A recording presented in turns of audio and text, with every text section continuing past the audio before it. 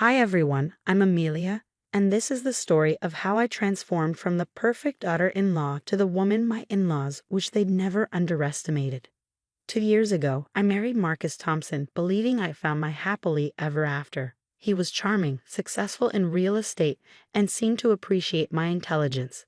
But I quickly realized I hadn't married just him. I'd walked straight into a den of pretense and judgment. Darling, that dress. Remind me where it's from again. Target? My mother-in-law, Victoria, would casually remark at family dinners. We really should take you shopping somewhere more appropriate. I'd smile politely, biting my tongue, clutching my master's degree in business like a shield. Meanwhile, Marcus would chuckle, oblivious to the constant jabs at my middle-class roots.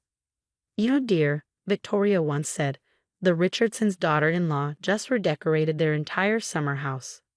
Such taste. Perhaps she could give you a few pointers. I'd had enough. Actually, I've been thinking about contributing more directly to the family, I said one evening. I'd like to apply for a position at Thompson Enterprises. The room fell silent. Richard, my father-in-law, nearly choked on his wine. How ambitious of you, Victoria sneered. The interview with Richard was even worse than I'd imagined. Sitting across from him in his imposing mahogany office, I handed him my resume. What makes you think you're qualified to work here? Being Marcus's wife isn't a skill set. I have extensive business knowledge and... Listen, dear, your job is to be a good wife to my son. Leave the business to those who understand it. That night, I called my best friend Sarah, fighting back tears. Can you believe what he said to me? Girl, you need to show them who you really are. You've got a master's degree and they're treating you like you barely finished high school. Marcus says I should know my place. His exact words. And what exactly is your place, Amelia? Under their designer shoes. Then there was Amanda, Marcus's sister, who treated me like a stain on her Louboutins. One day, after brunch, she cornered me. You know, Amelia, I always wondered what my brother saw in you. Now I realize you're just convenient, quiet, moldable. I'm more than you think, Amanda. Are you? Because all I see is someone desperate to fit into a world she'll never belong to. That night, I stared at my reflection, wondering how I'd allowed myself to become invisible. My phone buzzed. It was Sarah again.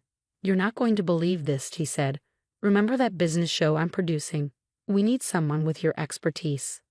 I glanced at my forgotten degree, then at the photo of my perfect life with the Thompsons.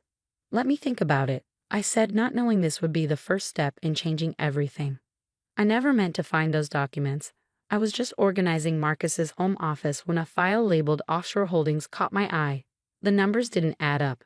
Millions were being siphoned from Thompson Enterprises into shadow accounts. Marcus, we need to talk about what I found in your office. You were snooping through my things? No, I was cleaning. And know your place. I'm your wife, not your accountant. His face turned red, veins bulging in his neck. No one would believe a nobody like you anyway. A few days later, Amanda burst into our house unannounced. Oh my God, Amelia, you'll never guess what I just saw. Actually, maybe I shouldn't tell you. What is it, Amanda? I caught Marcus and Jennifer at the Westbrook Hotel. They were, well, you can guess. My stomach dropped.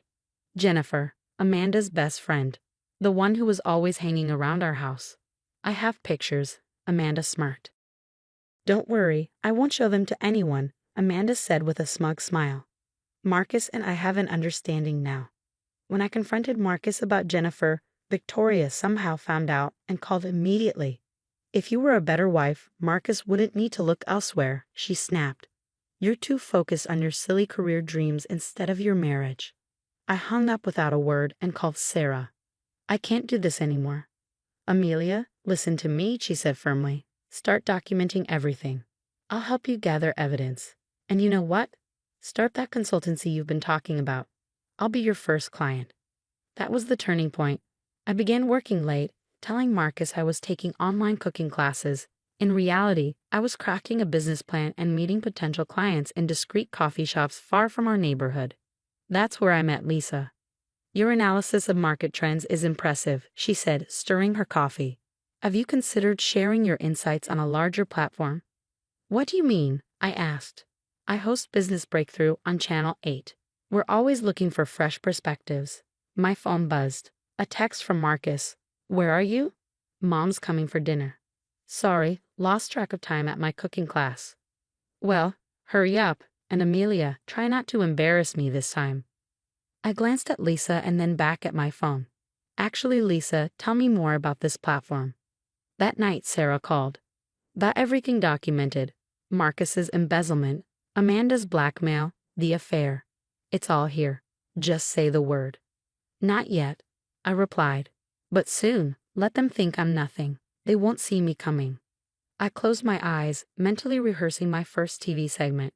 Soon, everyone would know exactly who Amelia Thompson really was. The divorce papers landed on Marcus's desk like a bomb. His face shifted from confusion to rage. You ungrateful little.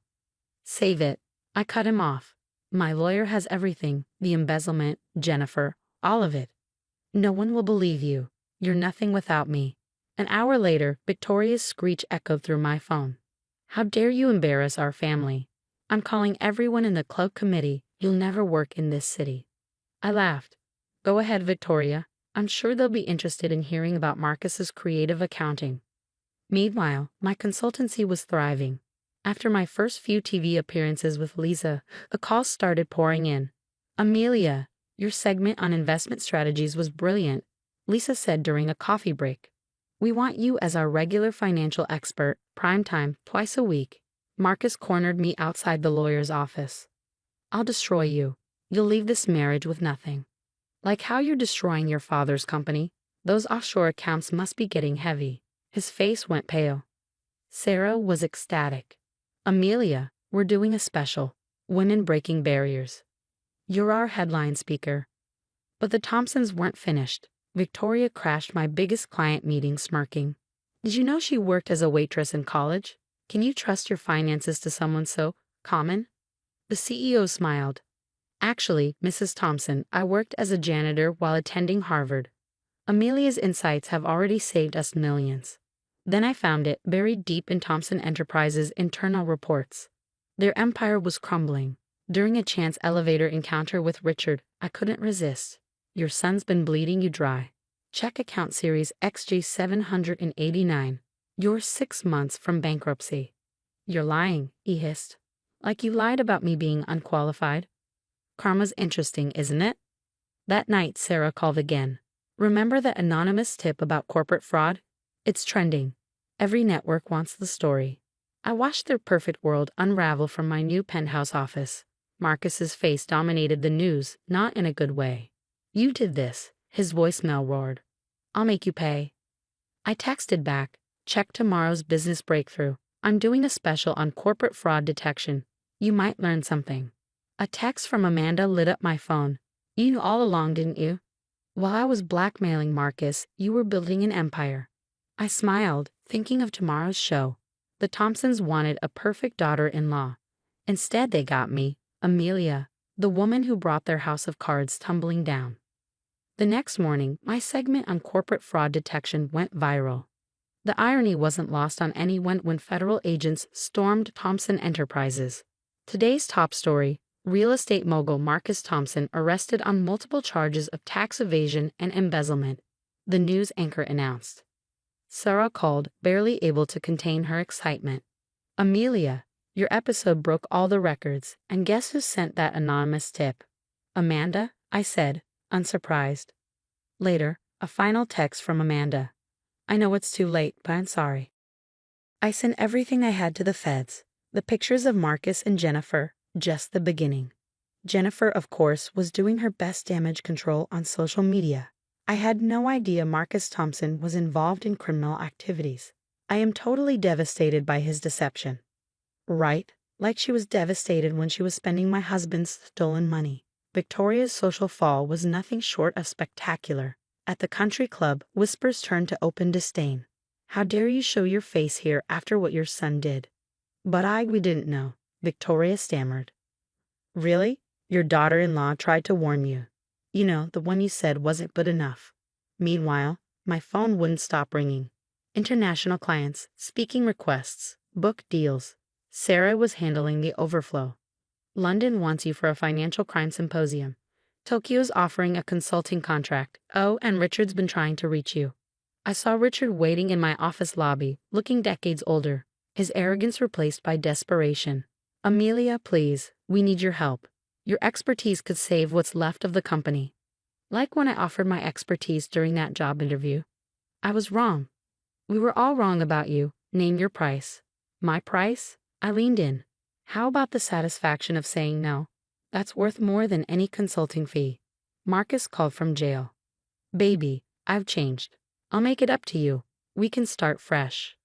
Sorry, Marcus. I'm too busy being just a housewife to take your call. The business news couldn't get enough. Rising star Amelia Mitchell's consultancy expands to 3 continents. Meanwhile, Marcus faced 20 years behind bars. Victoria made one last attempt, cornering me at a charity gala. We're still family. You can't just walk away. Family? I smiled coldly. You made it clear I was never family. I was just the help who married above her station. Remember? Sarah watched as Victoria slinked away. Amelia, you realize you're living every wronged woman's dream. I glanced around at the respect, the success, the vindication. No, Sarah, I'm living my dream. The one they said I didn't deserve. Later that night, a package arrived. Amanda had sent it, my old nameplate from the Thompson house, the one that read the perfect daughter-in-law. Attached was a note. You were never meant to be perfect for them. You were meant to be perfect at being you. I placed the nameplate on my desk, right next to my latest achievement award. A reminder that the best revenge isn't just success. It's succeeding as yourself, especially when others insisted you should be somebody else. The final stroke of karma. Thompson Enterprises' remaining assets were auctioned off. The buyer, my consulting firm. Not because I wanted their business, but because now, every time they see that old company building, they'll see my name on it. And me? I'm just getting started. After all, they always said I needed to learn my place. Well, I found it, right at the top. What would you have done in my shoes? Exposed the fraud immediately, or played the long game, building an empire while they underestimated you? Sometimes, patience and strategy are more powerful than instant revenge. Drop your thoughts in the comments.